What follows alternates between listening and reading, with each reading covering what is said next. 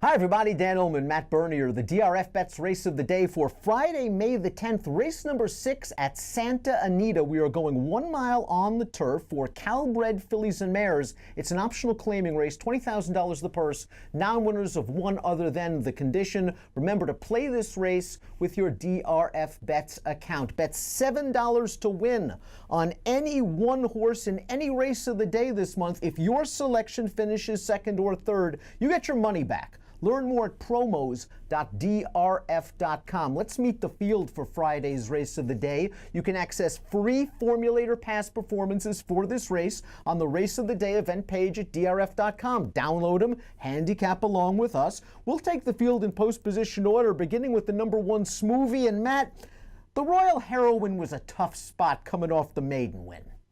Yeah, I would say so. Being thrown to the wolves, a horse like Vasilika, who's just an absolute machine right now. A tough ask for first time against winners for a horse like Smoothie. Having said that, you go back and you look and see how the Royal Heroine's form is stacking up. Leaves a little bit of something to be desired. You've had 3 horses come back and run out of that, 75, 82, and 78 buyers.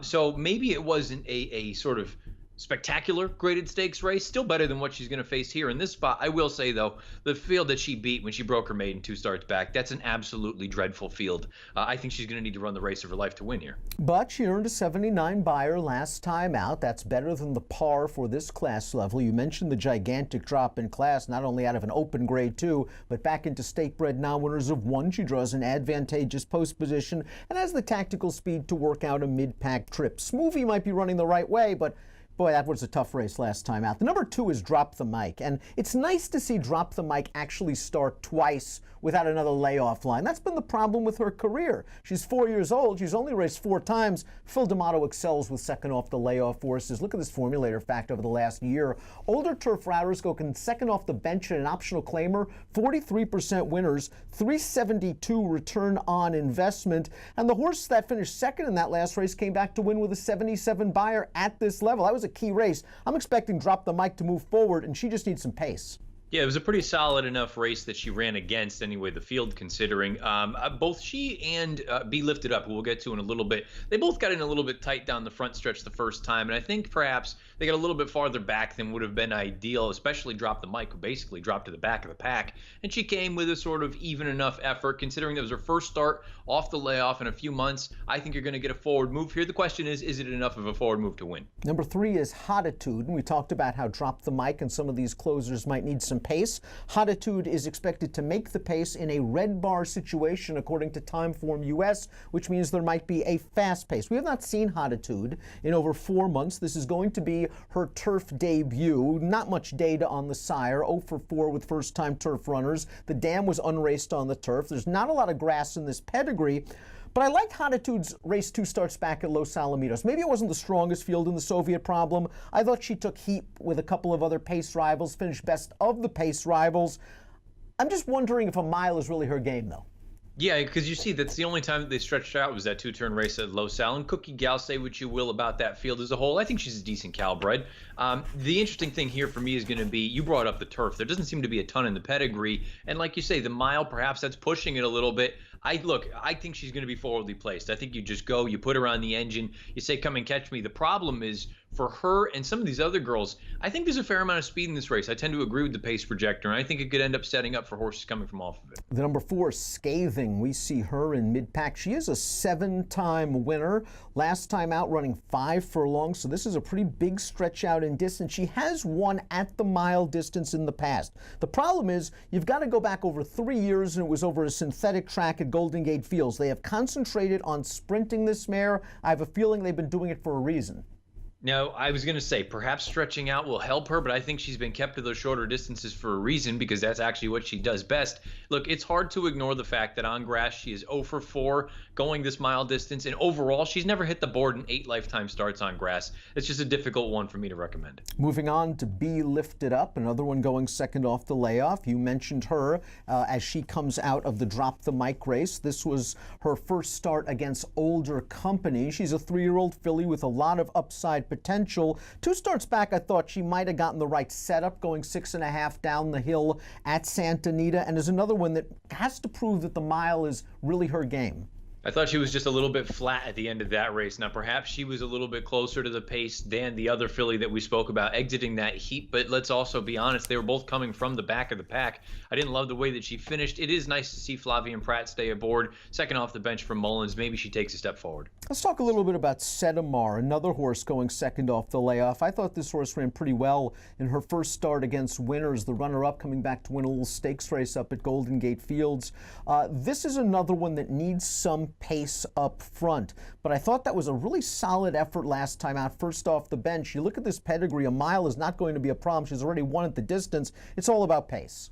Yeah, it's all about pace, and that's why I'm hopeful the pace projector is accurate. I hope they do go an honest one, so this one gets something. Now, look, this filly had some pace to run at in that most recent run, but I like the fact that it was against a decent field. You brought up Kitty Boom Boom, came back and earned a 76, winning that next little stakes race, and that was the first start since the beginning of November, so I'm going to hope that this one probably going to take a step forward here, second off the bench for Shelby Ruiz. Pied and True has not stepped on the turf since May of 2017, faced some sharp open starter allowance foes that day, but she's 2 for 22 lifetime. She hasn't won a race since October of 2017, and she's yet to crack the exacta on the turf. And as a 6-year-old, I'm just not sure where the improvement is coming from. Maybe we see some stretch-out speed.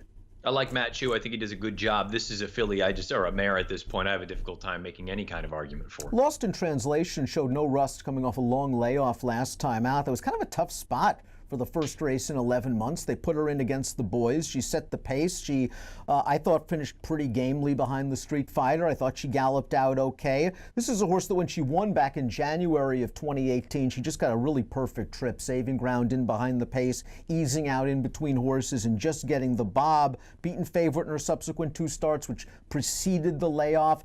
If she can just run that last race, she's going to be very tough. The question is, did Richard Baltas have her really cranked up for that effort?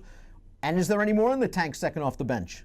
I think the other good thing about Lost in Translation here, as well as she ran against the boys in that most recent race, that was when she was out on the engine. Note that her only win came sitting off of a target. I think you're going to have that more of a running style where you revert back to sitting off, letting somebody else go out there. Probably going to end up being Hottitude, maybe some other horses that want to go early on, stretching out in distance. You also brought up the field that she ran against. I mean, the Street Fighter, the 87, the 4th place finisher, next out winner with a 78. I think she's the class. I think she's the it horse right now. Marjorie E, 5-month layoff for Marjorie E, going out for the Paddy Gallagher barn, a barn that's had a tough time at this Santa Anita meet, but Marjorie E ran some figures as a 3-year-old that would compete with these horses. Her last race wasn't very good, but again, it preceded the layoff. She was 7-2 that day. I'm willing to throw that race out. Her start 2 starts back, that's 78, showing good tactical speed, puts her in the mix, but the layoff worries me a little bit. Yeah, who knows if she's going to be ready to go off the bench. You see Bejarano has the mount here. I think she could work out a good trip in here, similar to the trip that she had when she won that starter allowance. What was that, 4 or 5 starts back at this point? I think she's an interesting sort of underneath candidate. I don't know if I love her on top in a spot like this. I'm definitely using her, though. Gallagher also has Miss Voluptuous, who might be the one to push the pace of Hottitude in the early portion. Another horse coming second off a short layoff. She pushed a quick pace last time out, and she paid the price in the stretch. All in all, I don't think it was a bad performance, but don't you just think a similar situation is coming, pressing a fast pace against a decent field?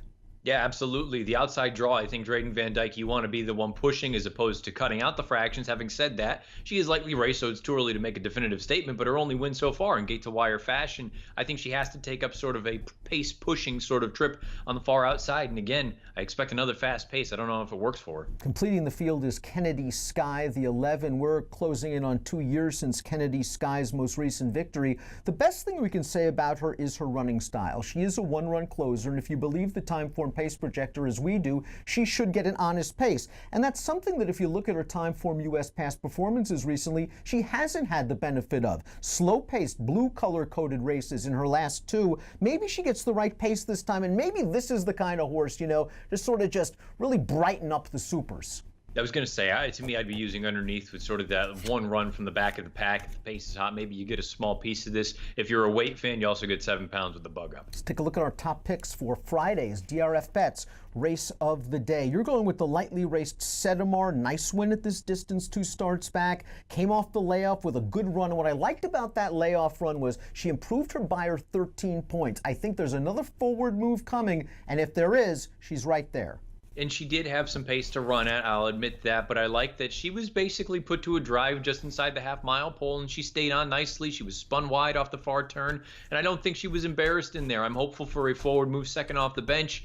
For me, it's 6-8 Colden here. Matt's going 6-8. I'm going with the 8 lost in translation. Just a rock-solid effort last time out. And as Matt said, she has the ability to sit off the pace. So I think a good trip is coming. Maybe in the second flight, she'll attack, try to get the jump on Sedamar, and maybe try to hold her off. I'm going 8-1-6 in the Friday DRFBets race of the day. Make sure to bet it with a DRFBets account. Bet $7 to win on any one horse in any race of the day this month. If your selection finishes second or third, you get your money back. Promos.drf.com is where you go for all of the information. Approximate post time for the 6th at Santa Anita on Friday, 3:30 Pacific.